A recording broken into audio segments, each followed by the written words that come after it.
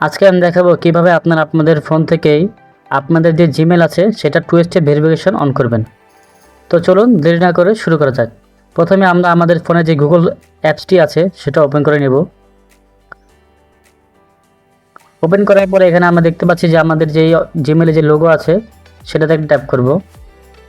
Tap করার পরে আমরা ম্যানেজ ইওর গুগল অ্যাকাউন্ট নামে যে অপশনটি আছে সেখানে একটা ট্যাপ করব। তারপর আমাদের সামনে এরকম একটা ইন্টারফেস চলে আসবে। এখান থেকে আমরা সিকিউরিটি নামে যে একটা অপশন দেখতে পাচ্ছি, এখানে আমরা সিকিউরিটিতে একটা ক্লিক করব। 2 স্টেপ ভেরিফিকেশন, তো আমরা এটাতে একটা ক্লিক করব।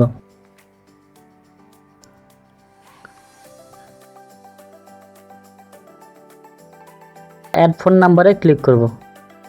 অ্যাড ফোন নাম্বারে ক্লিক করার পরে আমরা সাইডে দেখতে পাচ্ছি কাউন্টি একটা অপশন আছে, সেখানে আমরা সিলেক্ট করে আমাদের যে বাংলাদেশ কাউন্টি সেটা আমরা সিলেক্ট করে দেব। এখান থেকে সিলেক্ট করার পরে এখন আমরা আমাদের ফোন নাম্বারটা এখানে দিয়ে নেব। ফোন নাম্বার দেওয়ার পরে আমরা এখানে নেক্সট বাটনে ক্লিক করব।